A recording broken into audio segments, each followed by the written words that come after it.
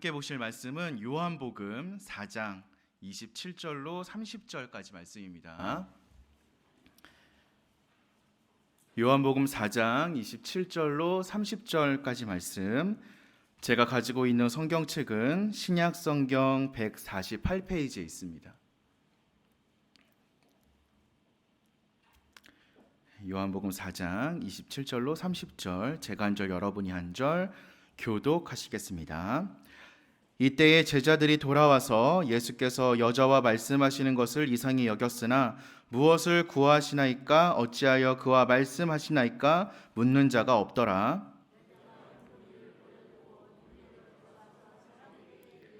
내가 행한 모든 일을 내게 말한 사람을 와서 보라. 이는 그리스도가 아니냐 하니 그들이 동네에서 나와 예수께로 오더라. 아멘. 제가 여러 차례 설교의 시간을 통하여서 좀 말씀드렸던 부분 중에 하나가 저희 집에는 TV가 없다라는 말씀을 종종 드리는데요. TV가 없어도 사실 볼 건 다 보거든요. 네.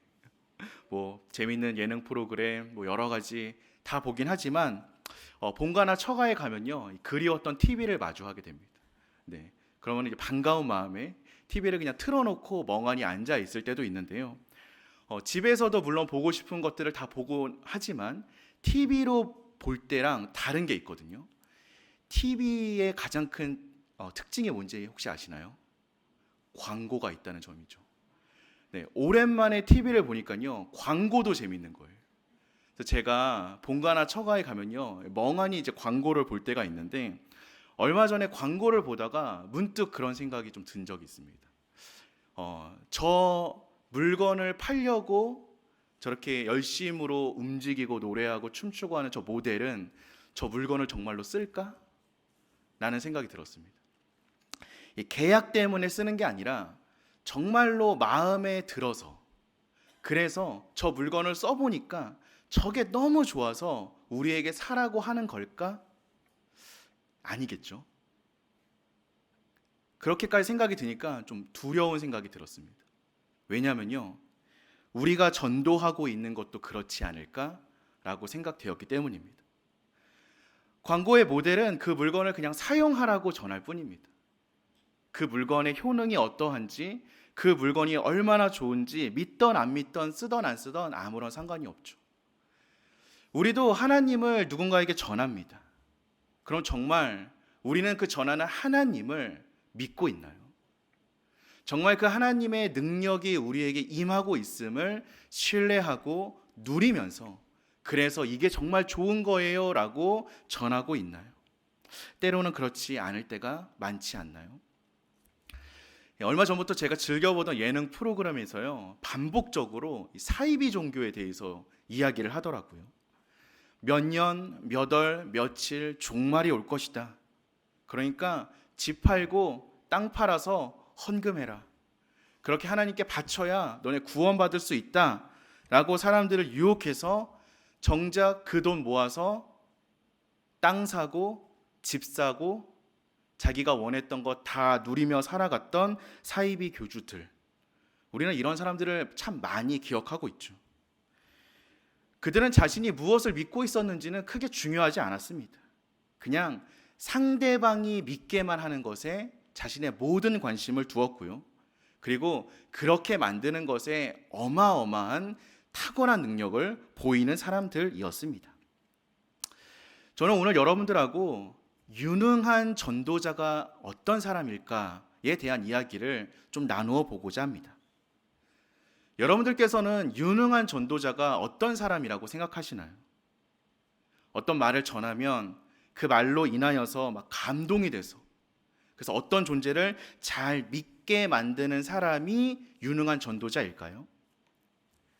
아니면 어떤 설교를 해가지고 그 설교처럼 살아가도록 만들어줄 수 있는 사람, 혹은 그렇게 행동하도록 이끌어줄 수 있는 사람을 좋은 전도자라고 생각하시나요?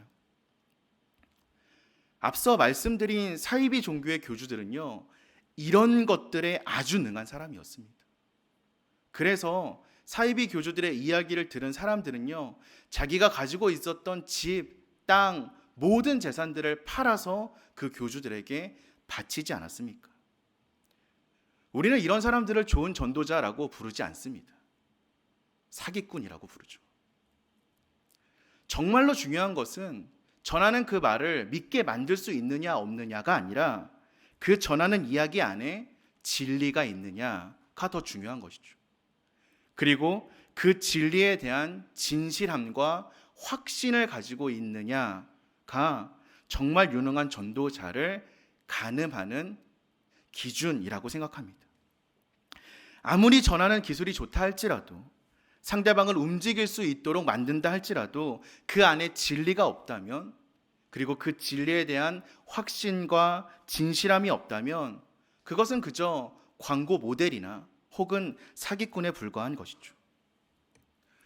오늘 우리는 예수님과 마주하고 있는 사마리아 여인의 이야기를 함께 읽었습니다. 우리는 이 여인에 대해서 너무나 잘 알고 있죠. 이 여인이 얼마나 큰 죄인인가 이런 거는 좀 뒤로 밀어두고요. 고달프고 힘든 삶을 살아가고 있었던 한 여인으로부터 이야기는 시작합니다.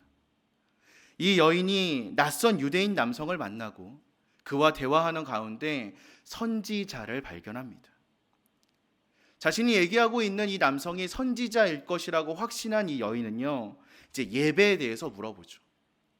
그리고 예배하는 장소가 중요한 것이 아니라 신령과 진정으로 예배하는 것이 더욱 중요하다라는 이 말씀을 통하여서 여인의 마음이 뭉클해져 옵니다.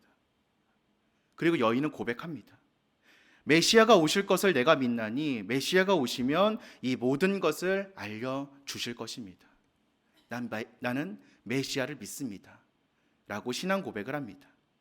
그 이야기에 예수님께서는 아주 뜻밖의 이야기를 합니다. 내가 말하는 내가 그이라. 26절의 말씀인데요. 예수께서 이르시되 내게 말하는 내가 그라. 너와 이야기하고 있는 내가 바로 네가 말하는 메시아야. 내가 바로 그리스도야. 라고 자신의 메시아이심을 보이고 계십니다. 그리고 이어지는 장면이 오늘 우리가 함께 읽었던 내용입니다. 어떻습니까? 여인은요, 이 얘기를 나누고는 동네로 뛰어들어갑니다. 심지어는 자기가 들고 왔던 물동이를 내버려 둔 채 뛰어들어갑니다. 어쩌면 이 물동이는 이 여인에게 너무나 귀하고 소중하고 중요한 물건이었을 수도 있습니다. 얼마나 중요할지는 몰라도 어찌되었든 이 우물가로 나오도록 만든 목적은 이 물동이였습니다. 그런데 그 물동이를 내버려 둔 채 동네로 뛰어들어갔습니다. 그리고 만나는 사람에게 외치고 있죠. 내가 행한 모든 일을 내게 말한 사람이 있다. 와서 보라. 그가 정말 그리스도인 것 같다. 여기서 이 여인이 말하고 있는 자신이 행한 모든 일이 무엇입니까? 5번 이혼한 것. 그래서 자신에게 너무나 상처가 되어서 아무에게도 말하지 못한 그 이야기를 자신에게 했다라는 것입니다. 이 이야기를 꺼내는 것이 상처가 될까봐, 그래서 스스로 꺼내는 것이 두려워서 사람들과 마주하는 것조차도 부담스러워했던 이 여인이, 그래서 아무도 없는 그 시간에 물을 길러 나와왔던 이 여인이 자신에게 말한 사람이 있다라고, 자신의 상처를 숨기기 위해 피했던 그 사람들에게 외치기 시작한 것입니다. 그리고 그 결과는요, 놀라웠습니다. 오늘 우리가 함께 읽었던 말씀의 뒤에 이어지는 39절의 말씀을 보면요, 이렇게 고백하고 있습니다. 그 동네 중에 많은 사마리아인이 예수를 믿는지라. 저는 사실 성경을 좀 읽어나가면서요, 이 부분이 이해가 좀 되지 않았습니다. 마음에 와닿지가 않더라고요. 왜냐하면 그저 자신을 만난 예수님을 전했다고 사람들이 예수를 믿었다라는 것이 믿겨지지가 않는 거예요. 제가 했던 전도는 너무 어려웠거든요. 정말 이렇게 쉽게 예수님을 믿을 수 있을까요? 물론 성령님께서 강하게 임재하심을 통하여서 가능한 일일 수도 있지만, 조금 더 연구를 해보니까요, 사실 이들이 예수를 믿었다라는 이야기는 그가 그리스도시요 살아계신 하나님의 아들이다라는 것을 믿었다라기보다는 5번 이혼해서 상처가 많았던 그 여인의 이야기를 정확하게 맞추었던 사람이 있구나. 그래서 그 여인으로 하여금 그가 그리스도시다라고 외치게 만든 그 예수라는 사람이 있구나라는 정도를 믿은 것이 아닐까 싶습니다. 왜냐하면요, 이 사람들이 정말로 복음을 받아들이고 예수를 구주로 영접하게 된 것은 그들이 청하여 이틀을 유하고 말씀을 전하신 이후이기 때문입니다. 그래서인지 이어지는 42절의 말씀은요, 이렇게 고백합니다. 그 여자에게 말하되 이제 우리가 믿는 것은 내 말로 인함이 아니니 이는 우리가 친히 듣고 그가 참으로 세상의 구주신 줄 알미라 하였더라. 아멘. 이 표현은요, 동네 사람들이 그냥 우물가에 나왔던 이 사마리아 여인의 전도를 통해서 예수를 믿은 게 너무 자존심이 상해서 했던 얘기가 아니라는 것이죠. 나 너 때문에 믿은 거 아니야. 나 예수님 얘기 듣고 믿은 거야 라고 얘기하는 것이 아니라 정말로 예수님의 말씀을 통하여서 그분이 어떠한 분인가를 분명히 알았다라는 표현이라는 것입니다. 그래서 저는 이 고백과 이 장면을 통하여서 진짜 전도자의 모습을 발견하였습니다. 사랑하는 성도 여러분, 전도는요, 이 사마리아 여인처럼 하는 겁니다. 믿게 만드는 것은 우리의 영역이 아닙니다. 믿게 하는 건 예수를 그리스도시요 우리의 구주로 만날 수 있게 하시는 것은 우리의 영역이 아닙니다. 그건 하나님의 영역입니다. 그건 주님이 하실 일이십니다. 그럼 우리의 영역은 무엇입니까? 우리는 전하면 되는 것입니다. 내가 만난 예수님을 전하기만 하면 되는 것입니다. 다만 그냥 전해서는 안 됩니다. 우리가 잘 알고 있듯이 이 사마리아 여인의 삶이 어떠했습니까? 자신의 상처로 인하여서 스스로를 속박하고 스스로를 외롭게 만들었던 사람이었습니다. 어쩌면 늘 얼굴을 가리며 살아갔을 수도 있고요. 늘 구부정한 채 누군가가 나를 알아볼까, 나에게 이야기를 걸까 두려워하며 살아갔을지도 모릅니다. 어떻게 그걸 알 수 있습니까? 이 여인은요, 사람들을 피해서 아무도 찾지 않는 그 한낮에 우물을 찾았던 사람이기 때문입니다. 5번의 이혼을 경험하면서 어쩌면 배신과 상처와 사람에 대한 회의감이나 아픔도 많이 겪었을 것입니다. 그래서인지 사는 게 재미가 없었을지도 모르고 또 살아가는 것이 아무런 의미가 없다고 여기는 사람이었을지도 모릅니다. 무기력했을 것이고 어디 하나 흥미를 붙이지 못하는, 지금 우리로 말하자면 드라마도 재미없고 코미디도 재미없고 영화도 재미없는, 그 어떤 것도 우리의 관심을 끌지 못한 채 그저 흐리멍텅하게 살아가고 있는 많은 우리네 모습과 닮아 있을지 모르겠습니다. 삶을 살아가는 것조차 버거운 인생처럼 느껴지는 것이죠. 웃음도 잃어버리고 이제 눈물도 메말라 버리고 하고 싶은 것도 없고 모든 것이 지치고 피곤하고 귀찮기만 한 인생이었을지 모릅니다. 이 물길로 오는 것조차도 지긋지긋하게 여겨져서 그냥 이것만 안 했으면 좋겠다. 이거 하러 나가서 사람을 마주치는 것조차도 나에겐 너무나 부담이다 라고 느끼는 여인이었을 것입니다. 그런데 그 여인이, 그 의욕 없이 살아갔던 여인, 사람들을 피해 다니면서 살아갔던 바로 그 여인이 자신이 들고 왔던 물동이를 내버려 둔 채 마을로 뛰어 들어간 것입니다. 어리둥절하게 쳐다보고 있었던 바로 그 사람들에게 여인은 먼저 말을 건네기 시작했습니다. 이 여인의 얼굴은 상기되었을 것이고 목소리는 흥분되었을 것입니다. 눈은 반짝반짝였을 것이고요. 몸집은 아주 커졌을 것입니다. 나의 이야기를 나에게 한 사람이 있다라고 이야기하면서 이전까지는 꼭꼭 숨겨두기만 했었던 자신의 아픔과 슬픔과 이혼에 대한 이야기를 먼저 꺼내고 있는 것입니다. 나한테 이런 이야기를 한 사람이 있어. 그가 그리스도인 것 같아. 사람들은 이 여인이 이렇게 변한 것에 놀랐을 것입니다. 그리고 무엇이 이 사람을 이렇게 변하게 만들었을까 궁금했을 것입니다. 그리고 그것을 찾기 위해 우물가로 모여들었습니다. 여러분, 이게 전도입니다. 이게 전도자의 모습인 것입니다. 이 여인의 역할은 여기까지입니다. 이 여인은 예수님이 하나님의 아들이라는 것을 증명할 수 있는 능력이 없습니다. 할 수 있는 방법이 없습니다.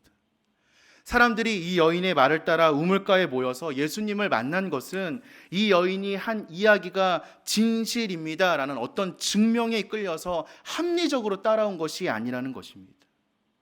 이 여인이 보여준 진실성 때문이었습니다.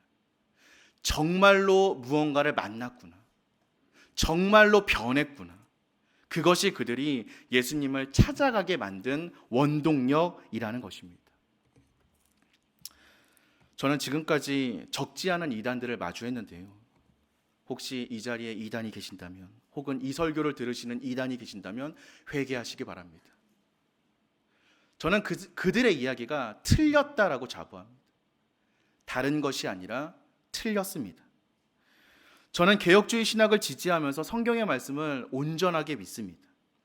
그런데요, 참 아쉬운 게 뭐냐면요, 이렇게 성경의 진리를 믿는 사람들이 자신이 믿는 것에 대한 이야기를 할 때 힘을 좀 잃어버리는 것 같습니다.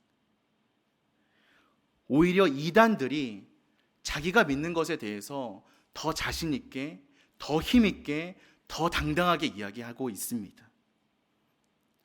우리는 우리가 믿는 진리를 진리가 아닌 것처럼 이야기하고요, 진리가 아닌 것처럼 살아가고 있는 모습을 보이면서 살아갈 때가 너무나 많이 있다는 것입니다.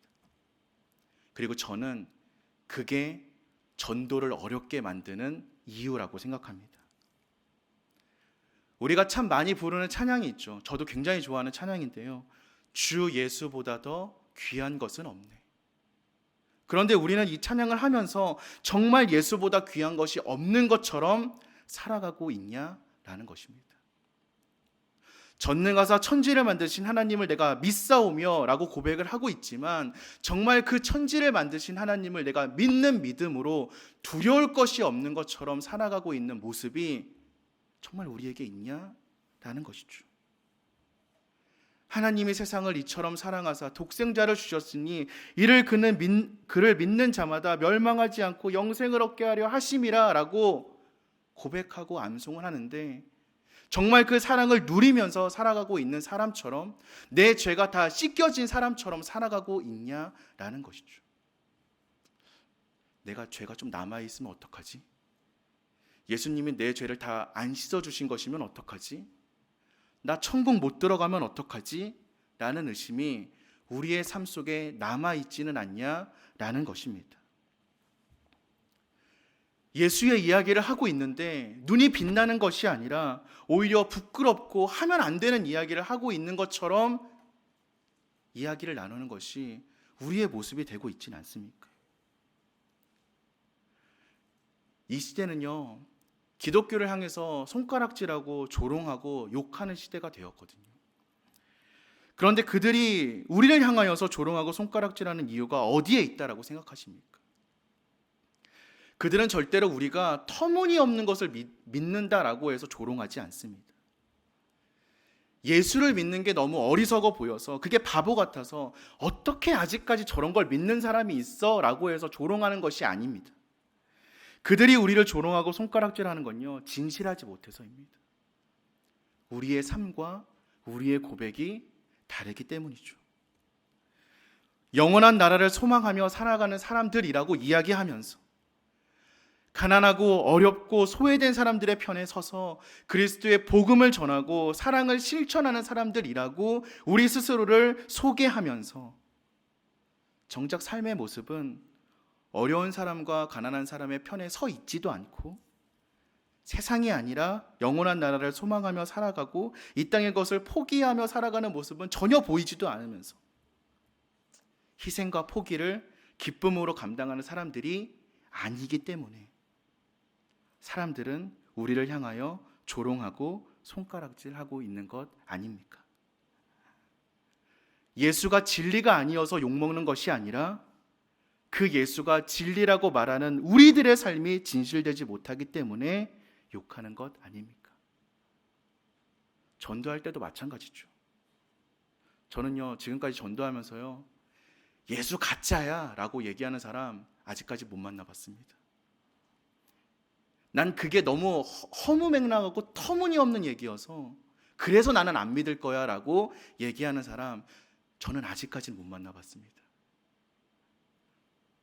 저에게 거절하는 사람들은요, 다 보통 당신이 하는 말을 못 믿겠다, 혹은 지금까지 내 주변에 있었던 신앙 가진 사람들의 삶 보니까 그거 아닌 것 같다 라고 거절하는 것이 태반이었다라는 것이죠. 사랑하는 성도 여러분, 물론 저는 복음에 대한 열정을 회복해야 된다라는 이야기를 여러분들에게 하고 싶은데요, 단순히 전도에 대한 열정으로는 부족하다라는 얘기를 좀 하고 싶은 것입니다. 예수 천당, 불신 지옥 외쳐야 잠이 오는 것이 중요한 것이 아니라요, 찬양할 때 두 손을 흔들고 또 목이 쉬도록 기도를 해야만 그것으로 충분하다라는 열정의 그런 얘기가 아니고요, 진짜 예수 그리스도를 신뢰하고 그를 의지하면서 살아가는 변화된 삶으로 보여지는 열정이 필요하다라는 것입니다. 그걸 조금 다른 표현으로 진실됨, 그 열정이 필요하다라는 것이죠. 우물가의 사마리아 여인을 만난 사람들이 느낀 것이 바로 이 열정이었습니다. 저 사람 뭔가가 달라졌는데 왜 달라졌지? 진짜 누군가를 만난 것이 틀림없는데 그럼 누굴 만난 거지? 저 고백과 저 외침에는 뭔가 진실함이 있는데 도대체 그게 뭘까? 말하지 않아도 느껴지는 것, 요란하지 않아도 경험되어지는 바로 그것으로 말하고 그것으로 전하는 것이, 그 진실함으로 우리가 믿는 것을 보여주는 것이 바로 전도입니다. 그래서 저는 전도라는 것은 다른 사람을 믿게 만드는 것이 아니라 진실로 믿는 것이라고 생각합니다. 근데 이렇게 얘기하면요, 네, 맞습니다. 우리 가운데는요, 어쩌면 진실되게 믿음에도 불구하고 전도를 못하고 있는 사람들도 있을 수 있죠. 네, 맞습니다. 저도 그런 마음이 들기도 합니다. 또는 그렇게 해봤는데, 전했는데 안 되는 좌절을 경험해 보신 분들도 참 많으실 거라고 생각합니다. 하지만 여러분, 괜찮습니다. 왜냐하면 우리의 진실된 믿음은 그럼에도 불구하고 다시 한번 두드릴 수 있는 열정을 더해주기 때문입니다. 우리가 정말 제대로 믿기만 한다면, 그리고 우리의 믿음이 진실되기만 한다면 우리는 다시 열정을 회복할 수 있기 때문입니다. 그래서 우리는 다시 찾아갈 수 있습니다. 갔다가 망신당할 수 있습니다. 이 험한 세상 사는데 그 믿음이라는 것이 뭐 그리 대수냐라고 핀잔을 받을 수도 있습니다. 전하는 우리네 인생도 팍팍해 보이는데 뭐 그걸 전하고 있냐라고 욕먹을 수도 있습니다. 혹은 누가 누구에게 도움을 주냐라고 험한 말로 상처받을 수도 있습니다. 거절당할 수 있습니다. 그래서 그게 두려울 수 있습니다. 겁날 수 있습니다.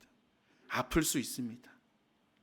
그런데요, 그럼에도 불구하고 사마리아 여인은 동네로 뛰어 들어갔습니다.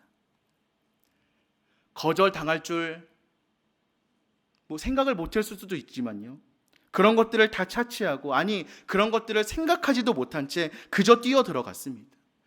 그리고 내가 만난 이 사람을 너희도 만나보라라고 전하고 있습니다. 이게 우리가 회복해야 하는 전도의 열정입니다. 진실되게 자신을 만난 예수를 전하는 그 모습을 통하여서 수많은 동네 사람들이 예수를 만난 것입니다. 사랑하는 성도 여러분, 오늘 우리의 삶을 통하여서 수많은 사람들이 예수를 만나는 주님의 역사가 우리 가운데도 있을 줄 믿습니다.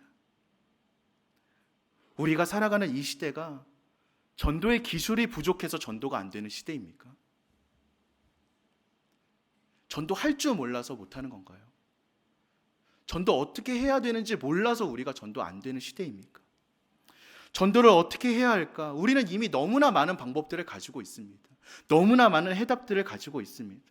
그럼에도 불구하고 다시 한번 전도 어떻게 해야 되냐라고 물으신다면 저는 진실함으로 하는 것이라고 말씀드리고 싶습니다. 내가 붙잡은 그 진리에 대한 확신으로 하는 것이라고 말씀드리고 싶습니다. 그래서 오늘 이 시간 우리가 정말 예수 그리스도를 제대로 믿고 있는지, 아니 나는 정말 예수를 만났는지 자문하는 시간이 되기를 소망합니다. 왜냐하면 전도는 거기서부터 시작하기 때문입니다. 대단한 지식이 없다 할지라도, 탁월한 능력이 없다 할지라도, 획기적인 변화를 통하여서 성숙한 신앙적 인격이 쌓인 것이 아니라 할지라도 이 사마리아 여인은요, 그런 것 없이 전도했습니다. 그늘진 저 구석에서 사람들의 눈을 피하면서 살아갔던 그 여인이 자신이 붙잡았던 그 물동이를 내려놓고 사람들 틈바구니로 들어와서 외친 그 모습 하나만으로 동네 사람들은 진실함을 느꼈습니다. 정말로 우리에게 필요한 것은 획기적인 변화나 어떠한 특별한 행동이 아닙니다. 그 모든 것을 감내할 수 있는 진실함이라는 것입니다. 전도는 그렇게 하는 겁니다. 여기 모인 우리들은 예수 그리스도가 하나님의 아들이라는 사실을 믿는 사람들입니다. 그리고 그 아들 덕분에 영원한 하나님 나라의 소망을 두면서 살아가고 있는 사람들입니다. 그리스도를 믿기에 그분이 우리의 주님 되심을 고백하며 살아가는 사람들입니다. 그 고백이 우리 안에 있다면 그 믿음이 우리가 믿는 것을 말하지 않아도 드러내 줄 줄로 믿습니다. 그리고 사람들이 그 믿음을 느낄 수 있도록 만들어 줄 것이라고 믿습니다. 그렇게 전도하는 우리가 되길 소망합니다. 나도 쓰지 않는 그 물건 들고 가서 너 한번 써봐라 라고 들이미는 사람이 아니라 정말로 그리스도로 우리의 삶이 가득 차고 흘러넘쳐서 하나님을 누리면서 살아가고 있기에 그 삶을 전할 수 있는 우리가 되기를 소망합니다. 사랑하는 성도 여러분, 전도는요, 우리의 사명입니다. 왜냐하면 그리스도를 믿는 믿음으로 진실되게 살아가는 것이 우리의 사명이기 때문입니다. 그 삶으로, 그 진실됨으로 전하는 전도자가 되시기를 소망합니다. 이제 곧 태신자 작정이 있습니다. 이번 달 마지막 주 부활절 예배를 통하여서 우리는 태신자를 다시 한번 작정할 것입니다. 우리가 먼저 만난 그 그리스도를 정말 전하고 싶은 사람들을 먼저 우리 마음속에 적어보는 우리가 되길 소망합니다. 그리고 우리가 그들을 종이에 적기 이전에 그들에게 우리의 삶을 보여줄 수 있는 사람들이 되길 소망합니다.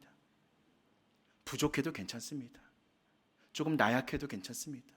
실수해도 괜찮습니다. 왜냐하면 우리는 그저 전할 뿐이기 때문입니다. 그들의 발걸음을 인도하시고 그들이 믿도록 도와주실 것은 하나님이 하실 일이십니다.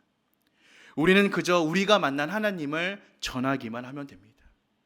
그들의 귓가에 하나님의 음성이 들릴 수 있도록, 그리고 우리가 만난 하나님으로 살아가는 삶을 그들이 마주할 수 있도록 우리는 그저 전하기만 하면 됩니다. 와서 보라 라고 얘기했던 빌립처럼, 와서 보라 라고 얘기했던 이 사마리아 여인과 같이 우리가 만난 그 예수 그리스도를 당당하고 자랑스럽게 외칠 수 있는 저와 여러분 되시기를 소망합니다. 그리스도로 인하여서 변화된 우리의 삶을 보여줄 수 있는 정륜의 가족들이 되시기를 기도합니다. 우리가 그렇게 믿음으로 나아갈 때, 우리가 그렇게 진실함으로 나아갈 때 하나님께서는 그들의 마음을 어루만져 주실 것입니다. 그리고 오늘 함께 읽진 않았지만 42절의 고백과 같이 우리가 친히 듣고 예수가 구주인 줄 알았다라는 그들의 말을 듣고 기뻐할 수 있는 전도의 경험들이 우리의 삶을 지배하는, 저와 여러분들 되시기를, 그런 주님의 자녀들이 다 되시기를 주님의 이름으로 간절히 기도드립니다. 우리 함께 기도하겠습니다.